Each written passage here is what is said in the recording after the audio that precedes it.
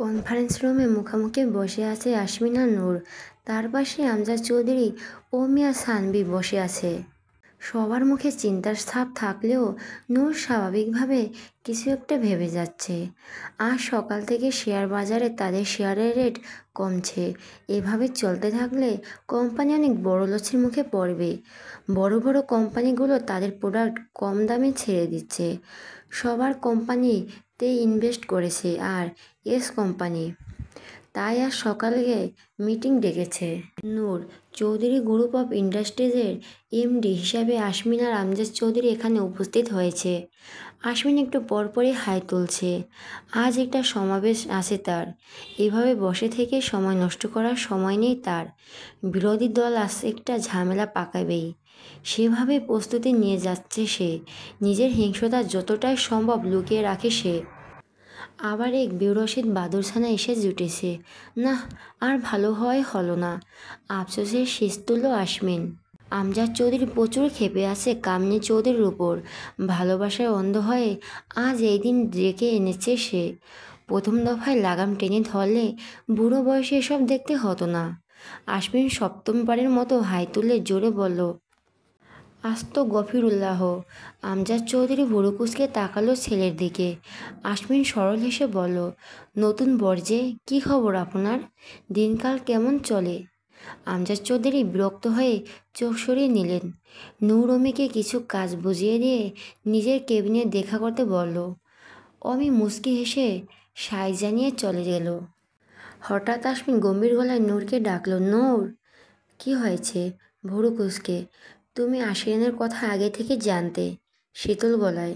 ইয়াসমিনের প্রশ্নে তপ্ত স্বাদ ছাড়ল নূর। ভরাট গলায় বলল, না, কিছুদিন আগেই জেনেছি। মামাকে ভুল বোঝো না নূর। আমরা সবাই পরিস্থিতিতে শিকার। চোয়াল শক্ত হয়ে গেল নূরের। শক্ত গলায় বলল, না মন্ত্রী সাহেব, আমরা আপনার মায়ের লোভে শিকার, আপনার মায়ের হিংসায় শিকার, আপনার মায়ের জেদের শিকার। আপনার মায়ের পাপকে পরিস্থিতির উপর চাপিয়ে দেবেন না। ইয়াসমিনের চোখ ঘোলাটে হলো। মলিন গলায় বলল, আমাকে ঘৃণা করো নূর? নূর থমকালো। উত্তর না দিয়ে শান্ত দৃষ্টিতে তাকালো ইয়াসমিনের দিকে। ইয়াসমিন মলিন হাসল। চোখ বন্ধ করে আমজাদ চৌধুরীকে উদ্দেশ্য করে বলল, আমি মিসেস চৌধুরীকে কিভাবে ক্ষমা করব আব্বু? সে যে আমার মমতাময়ী মায়ের খুনি।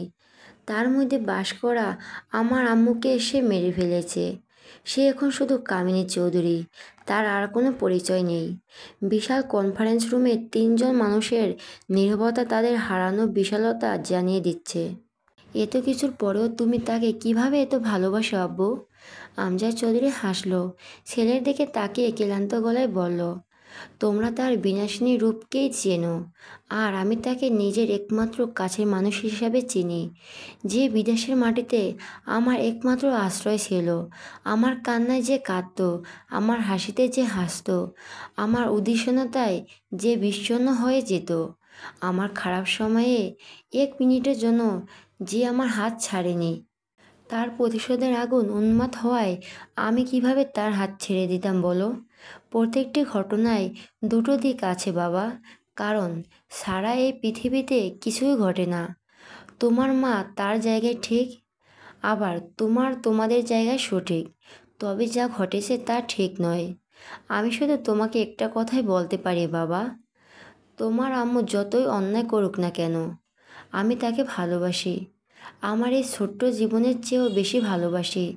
সে আমার বেঁচে থাকার অনুপ্রেরণা, যাকে দেখে আমার আরও একটা জীবন বেঁচে থাকতে ইচ্ছে করে। আমার এই জীবনে আমার নয়, তাকে ভালোবেসে নিজের ভিতরে নিজেকে অনুভব করতে পারি না আমি। আমার পুরোটা জুড়েই শুধু সে। তোমরা ছাড়া আমার আর কে আছে বলো?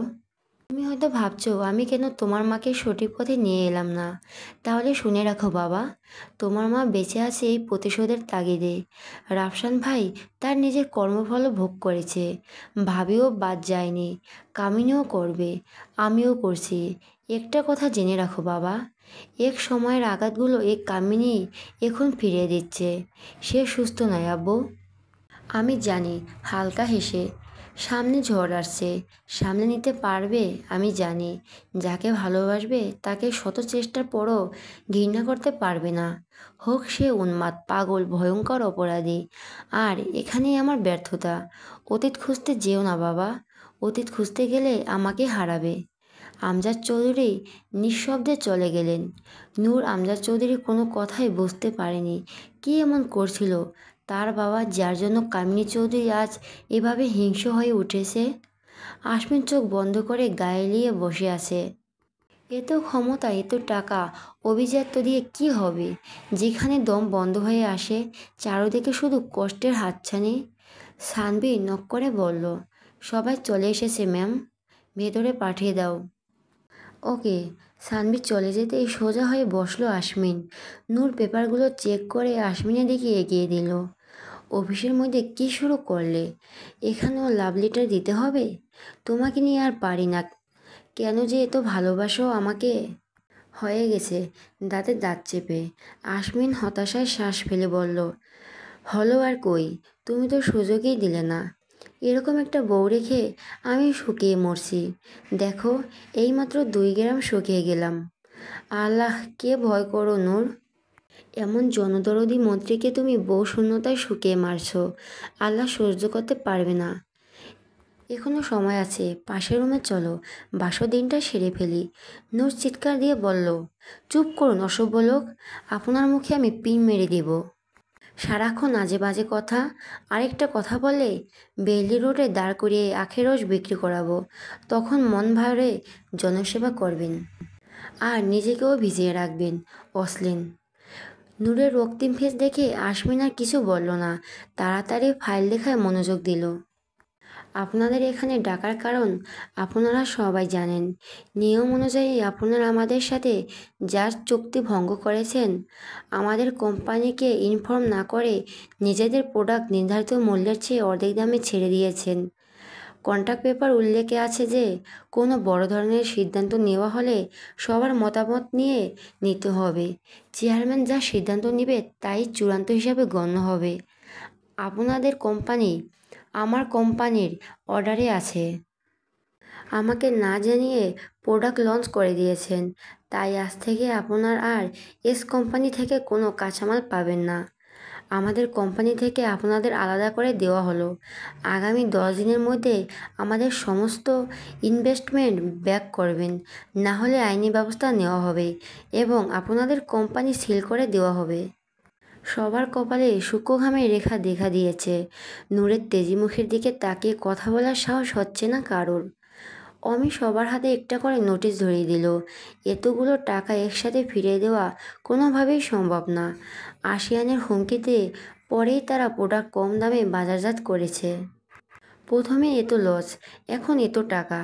ম্যাডাম, আমরা জানে মারা যাব, একটু দয়া করুন, আমরা নিরুপায় হয়ে এই কাজটা করে ফেলছি। লোকটা সব কিছু খুলে বলল নূরকে। আপনাদের আমাদের সাথে আলোচনা করা উচিত ছিল। ফ্যামিলির উপর রিস্ক হয়ে যেত। ম্যাডাম, আপনার বাবার সাথে থেকে আমরা বিজনেস করছি, কখনো এমন হয়নি। আশমিন গম্ভীর গলায় বলল, যা হওয়ার হয়ে গেছে। প্রোডাকশন কয়েকদিন বন্ধ রাখুন, কয়েকদিন পরে নতুন করে আগের দামে মাল বাজারজাত করবেন, আপনাদের লস পুষিয়ে দেওয়া হবে। সবাই সন্তুষ্ট হলেও নূর হতে পারল না, তবুও চুপ করে সম্মতি দিল। আশমিন নূরের মনোভাব বুঝতে পারল। সবাই বেরিয়ে যেতেই শান্ত গলায় বলল, আমাদের ব্যক্তিগত শত্রুতার জন্য তারা কেন ভুগবে নূর? সব কিছুর দায় আমাদের। মাথা ঠান্ডা রাখো, কিছুতেই মাথা গরম করবে না। এখন কি আমি এই মুহূর্তে তোমাকে চুমো খেলেও না? কথা শেষ করে নূর অধর ধরায় মিলিয়ে দিয়েছে আশমিন। হাত পা ছোড়াছুড়ি করেও যখন কাজ হলো না, তখন শান্ত হয়ে গেল নূর। নিজেও হালকা জড়িয়ে ধরল আশমিনকে। নূরের আলিঙ্গন উন্মাদ হয়ে গেল আশমিন। এক হাতে সুইচ টিপে সমস্ত রুমের ইলেকট্রিসিটি বন্ধ করে দিল। কোমর টেনে নূরকে নিজের সাথে চেপে ধরে কোলে বসিয়ে দিল। 20 মিনিট পর দরজায় নক করল সানভি। ততক্ষণে সব কিছু অনেকটা হাতের বাইরে চলে গেছে। ঘন ঘন শ্বাস টেনে নিজেকে শান্ত করার চেষ্টা করলো আশমিন। নূরের অবস্থা নাজেহাল। পরিপেটি করা চুলগুলো এলোমেলো হয়ে মুখের সামনে পড়ে আছে। আশমিনের শুভ্র পাঞ্জাবি ফোল্ডারে লুটপুটি খাচ্ছে। নূরকে কোলে তুলে পাশের বিশ্রামের জন্য বরাদ্দকৃত রুমের দিকে অগ্রসর হলো আশমিন। বেডে শুয়ে দিয়ে এলোমেলো চুলগুলো হাত দিয়ে ঠিক করে দিল। পোশাক ঠিক করে দিয়ে নিশালো গলায় বলল, যেতে হবে বউ, আজ রাতটা আমাদের হবে, আর কোনো দূরত্ব চাই না আমি। I need you badly. Noor চোখ বন্ধ করে আছে। আশমিন নূরের ঠোঁট হালকা চুমু খেয়ে বলল, এখানে কিছুক্ষণ থাকো, আমি আসছি, রাতে দেখা হবে। অপেক্ষা করবে তো আমার জন্য? নূর জড়িয়ে ধরল আশমিনকে, দৃঢ় গলায় বলল, করব। হালকা হেসে বেরিয়ে গেল আশমিন। পাঞ্জাবি গায়ে দিয়ে নিজেকে পরিপাটি করে বেরোলো রুম থেকে। সানভি মুখ লটকিয়ে দাঁড়িয়ে আছে। আশমিন সেদিকে পাত্তা না দিয়ে সরাসরি সিসি টিভি কন্ট্রোল রুমে চলে গেল। কিছু ফুটেজ ডিলিট করে গট গট করে বেরিয়ে গেল অফিস থেকে। সানভি দৌড়ে এলো আশমিনের পিছু। আজকে সারা রাত তুমি সুইমিং পুলে দাঁড়িয়ে থাকবে সান, এটা তোমার শাস্তি। সানভি অবাক হয়ে গেল, ভয়াক্ত গলায় বলল, আমি কি করেছি স্যার? আশমিন কটকট করে তাকালো সানভির দিকে, দাঁতে দাঁত চেপে বলল, আমার ভবিষ্যৎ প্রজন্মকে পৃথিবীতে আসতে বাধা দিয়েছ, এত বড় সাহস তোমার? না, সুইমিং পুলে না, তুমি হাতের ঝিলে নর্দমায় দাঁড়িয়ে থাকবে, আমি নিজে পাহারা দেব তোমায়। সানভির মুখটা কাঁদো কাঁদো হয়ে গেল। সে বুঝতে পারছে না সে কী ভুল করে বসেছে। উত্তরায় বিশাল সমাবেশের আয়োজন করা হয়েছে। আশমিন সেখানে চিফ গেস্ট। সিটি কর্পোরেশনের মেয়র সহ কয়েকজন এমপিও সেখানে উপস্থিত আছে। আশমিনের গাড়িবহর ঢুকতেই সাংবাদিকরা হামলা পড়ল। সানভির ড্রাইভারের পাশের সিটে মুখ কুঁচকে বসে আছে। মেয়ে হলে এতক্ষণ সে কেড়ে ভাসিয়ে দিত। আশমিনের সেদিকে ধ্যান নেই। সে ব্যস্ত ভঙ্গিতে ফোনে কারোর সাথে কথা বলে যাচ্ছে। বিগত কয়েক মাস যাবৎ ঢাকায় বিভিন্ন স্কুল কলেজ থেকে মেয়েরা নিখোঁজ হচ্ছে। কয়েকজনকে পাওয়া গেলেও বাকিদের খোঁজ এখনও পাওয়া যায়নি। পুলিশ আর গোয়েন্দা বিভাগের সাথে আশমিন নিজের লোকেদেরও লাগিয়ে দিয়েছে, কিন্তু ফলাফল শূন্য। প্রায় ৭৫ জন মেয়ে নিখোঁজ। যাদের পাওয়া গেছে তারা বয়ফ্রেন্ড নিয়ে পালিয়ে গিয়েছিল। বাকিদের এরকম কোনো রেকর্ড নেই। আশমিন পুলিশের উপর চাপ সৃষ্টি করে রেখেছে। আজকের সমাবেশ শেষে এই নিয়ে একটা মিটিং আছে। আশমিনের গাড়ি থামতেই বাহাদুর তার টিমসহ পুরো গাড়ি ঘেরাও করে ফেলল। প্রয়োজনের তুলনায় আজ অনেক বেশি সিকিউরিটি দেওয়া হচ্ছে আশমিনকে।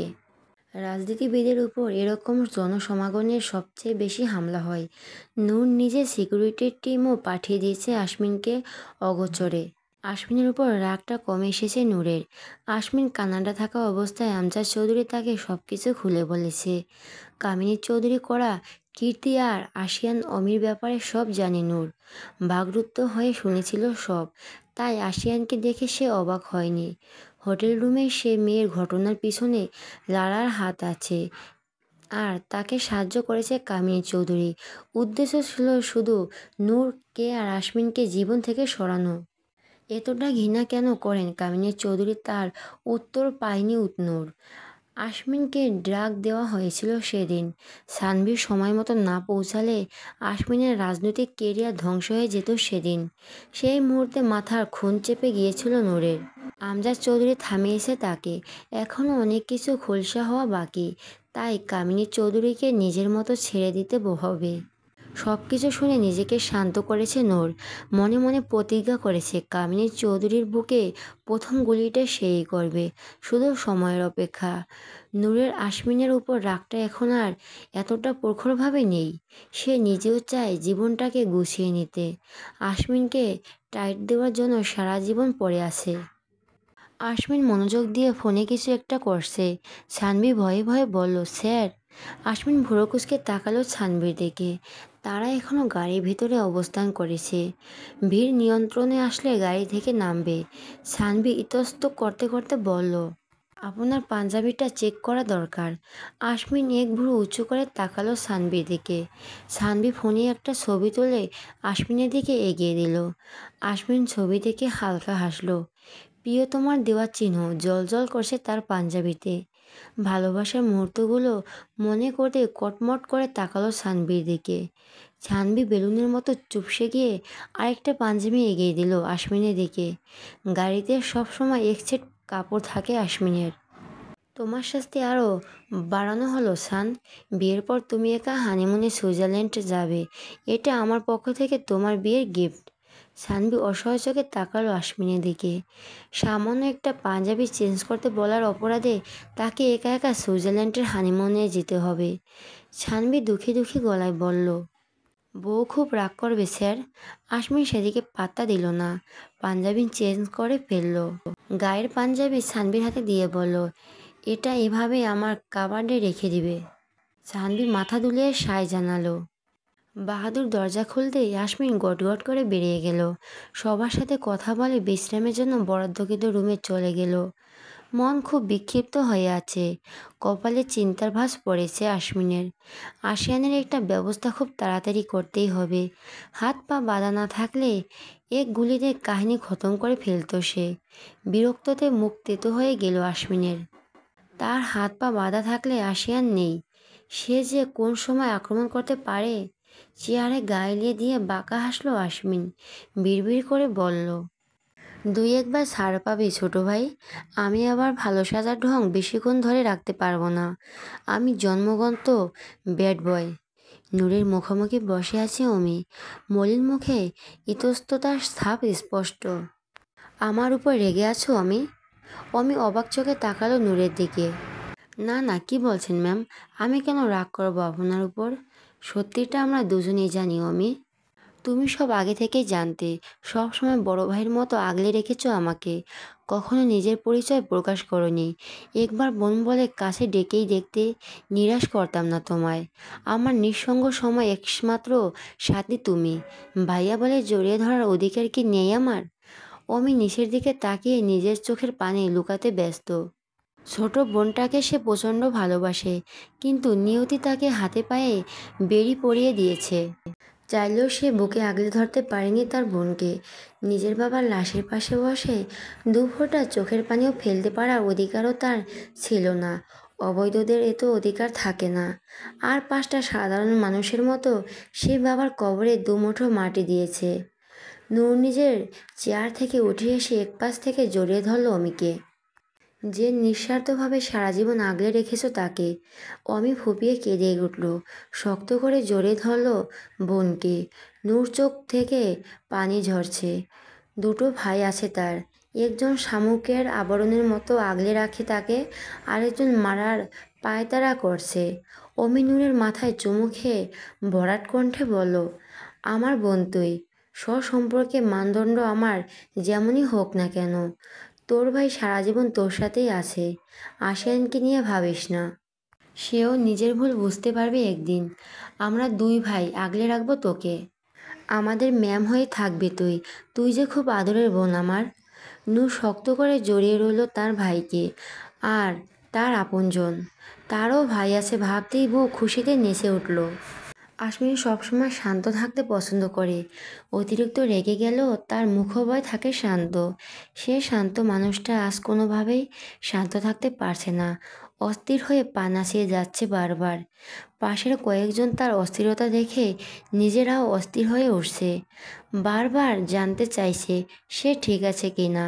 সে কিভাবে বোঝাবে তার এখন বউ কোলে নিয়ে বসে থাকতে ইচ্ছে করছে।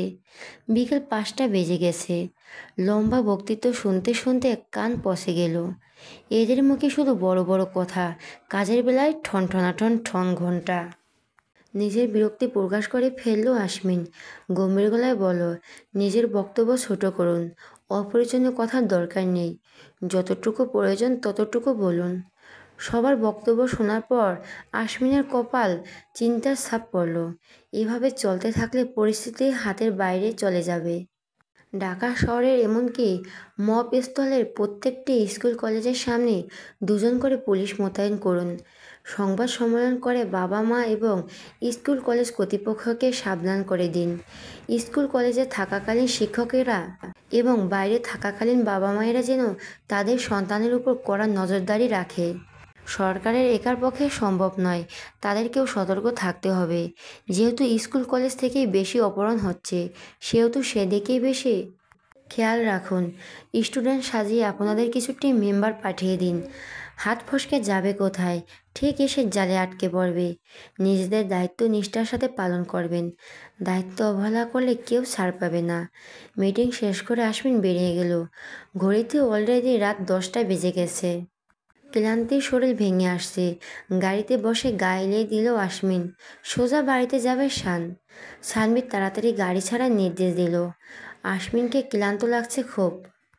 বাড়িতে প্রবেশ করতেই আমজাদ চৌধুরীকে গোমরা মুখে বসে থাকতে দেখে তার দিকে এগিয়ে গেল আশ্বিন।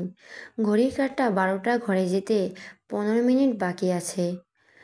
দুটো বউ থাকতে এতিমের মতো এখানে বসে আছো কেন? আর কি চাই কপাল কুঁচকে? আমজাদ চৌধুরী আশ্বিনের কথায় পাত্তা না দিয়ে আগের মতোই বসে রইলেন। তার মুখের দিকে তাকিয়ে চোখ বড় বড় করে বলল, আস্তা গরিফুর আল্লাহ, তুমি কি আবার বিয়ে করতে চাইছো? এসব বায়না চলবে না, 2টো পর্যন্তই ঠিক আছে। নিজের বয়সটা তো একবার দেখো। এই বয়সে এতগুলো বউ সামলাতে পারবে না। যাও রুমে যাও, ভালো ছেলেরা জেদ করে না। আমজাদ চৌধুরী আগুন চোখে তাকালো আশ্বিনের দিকে। দাঁত কটমট করতে করতে বলো, চুপ করো বেয়াদব ছেলে। মুখের লাগাম কি নর্দমায় ফেলে দিয়ে এসেছো? বাবা হয় তোমার, সম্মান দিয়ে কথা বলো। বাবার সাথে এসব কী ধরনের কথাবার্তা? আশ্বিন অবাক হওয়ার ভান করে নাদান গলায় বলল, আমি আবার কি বললাম? আমজাদ চৌধুরী আর কিছু বলল না। কামিনী চৌধুরীকে হাজার অনুরোধ করেও গলাতে পারেনি সে। কতদিন হলো ঠিকমতো চোখের দেখাটাও দেখতে পায় না। নিজেকে খুব অসহায় লাগছে। গেস্ট রুমের দিকে দরজা বন্ধ করে দিল সে। এই নির্লজ্জ ছেলের যন্ত্রণায় কোথায় বসেও শান্তি নেই। বাবার চলে যাওয়ার দিকে তাকিয়ে তপ্তশ্বাস ছাড়ল আশ্বিন। এভাবে কথা না বললেও সে সারা রাত এভাবেই বসে পার করে দিত। নিজের রুমে ঢুকে মুচকি হাসল আশ্বিন। সারা রুমে ফুলের ছড়াছড়ি। বউ তার জন্য অপেক্ষা করছে, ভাবতে মন খুশিতে ভরে উঠল। তাড়াতাড়ি ওয়াশরুমে চলে গেল ফ্রেশ হতে। নূর রুমের কোথাও নেই। ফ্রেশ হয়ে এসে সোজা ব্যালকনিতে চলে গেল আশ্বিন। সিঁদুর লাল শাড়িতে নূরকে অপসরপের মতো লাগছে। শুকনো ঢোক গিলে দাঁড়িয়ে গেল আশ্বিন। কোমরের নিচ পর্যন্ত লম্বা কোঁকড়ানো চুলগুলো আশ্বিনের দুর্বলতা। হালকা পায়ে এগিয়ে গিয়ে পিছন থেকে জড়িয়ে ধরল নূরকে। কেঁপে উঠল নূর। আমার হাত পা কাঁপছে বউ। তোমাকে দেখলেই আমি হয়তো আজ মরেই যাব। পাগল পাগল লাগছে নিজেকে। নূর ঘুরে তাকালো আশ্বিনের দিকে। সত্যি আশ্বিনের হাত পা কাঁপছে। নূরের মুখের দিকে তাকিয়ে কাঁপাকাঁপি বন্ধ হয়ে গেল আশ্বিনের। চাঁদের আলোয় নূরের সৌন্দর্যের উপচে পড়ছে। ঘুরে চলে গেল আশ্বিন। এক হাতে কোমর পেঁচিয়ে ধরে নিজের কাছে নিয়ে এলো নূরকে। নূরের শরীরে হালকা কাঁপুনি আর অস্থির করে তুলছে। আশ্বিনকে বারান্দার দেওয়ালের সাথে চেপে ধরেই দুজনের উষ্ট এক করে দিল সে। আশ্বিনের বেহায়া হাতে বিচরণ থেকে বাঁচতে নিজেকে ছাড়ানোর চেষ্টা করতে লাগলো নূর। আশ্বিন আরও শক্ত করে চেপে ধরল ঠোঁট ছেড়ে কপালে। কপাল ঠেকিয়ে জোরে জোরে শ্বাস নিচ্ছে দুজন। আশ্বিন নেশানো গলায় বলল, আমার তোমাকে চাই নূর, এই মুহূর্তে চাই, আর অপেক্ষা করতে পারছি না। নূর জড়িয়ে ধরল আশ্বিনকে। লজ্জায় মুখ গুজে দিল আশ্বিনের বুকে। আশ্বিন শব্দ করে হাসল। প্রেয়সীর কপালে চুমু খেয়ে কোলে তুলে নিল তাকে। রুমের ভিতরে অগ্রসর হতে হতেই শয়তানি হেসে বলল, আজ তোমাকে কে বাঁচাবে সুন্দরী? রাতটা স্বপ্নের মতো সুন্দর মনে হলো নূরের কাছে। আশ্বিন এত বছরের ভালোবাসা তাকে উজাড় করে দিয়েছে। প্রতিটি মুহূর্তে তাকে অনুভব করিয়েছে তার ভালোবাসার গভীরতা। ভালোবাসায় উন্মাদ হলেও তার সুবিধা অসুবিধার দিকে সম্পূর্ণ ধ্যান ছিল আশ্বিনের। সকালে আশ্বিনের চিৎকারে ঘুম ভাঙল নূরের। মাত্র 2 ঘন্টা হয়েছে ঘুমিয়েছে সে। সারা শরীর সাথে মাথা যন্ত্রণা এসে যোগ হলো আশ্বিনের চিৎকারে। এভাবে আমার সর্বনাশ করলে নূর, আমার ইজ্জত লুটে নিতে তোমার লজ্জা করলো না? একজন ভোলা ভালা মন্ত্রীর ইজ্জত হরণ করেছো তুমি। কি সাংঘাতিক! নূর ঘুম ঘুম চোখে নিজের কপাল চাপকাল। সারা রাত নিজেই ওকে ঘুমাতে দেয়নি, এখন এসে সকাল সকাল নাটক শুরু করেছে। নূর আবার শুয়ে পড়ল। গায়ে কম্বল জড়াতে জড়াতে বলল, থানায় ফোন দিয়ে বলুন আপনার বউ আপনার ইজ্জত লুটে নিয়েছে, তারা নিশ্চয়ই আপনাকে সাহায্য করবে। আশমিন পিছন থেকে জড়িয়ে ধরল নূরকে, ঘাড়ে চুমো খেয়ে টেনে বসিয়ে দিল। নূর বিরক্ত চোখে তাকালো আশমিনের দিকে। আশমিন হালকা হেসে একবারই নুডলস এগিয়ে দিল নূরের দিকে, নিজেই চামচ নিয়ে মুখের সামনে ধরল। নূর কিছু না বলে খেয়ে নিল। না খেলে আশমিন ছাড়বে না, সে খুব ভালো করেই জানে। কয়েক চামচ খেয়ে আর খাবে না জানালে একটা পেন কিলারে খাইয়ে দিল নূরকে। হালকা জ্বর জ্বর ভাব আসে শরীরে। নূর আবার শুয়ে পড়তে আশমিনও তাকে জড়িয়ে ধরে শুয়ে পড়ল। চোখ বন্ধ করে ভাবল সানভি একটা খোঁজ নেওয়া দরকার, সত্যি সত্যি নর্দমায় নেমে গেছে নাকি দেখতে হবে।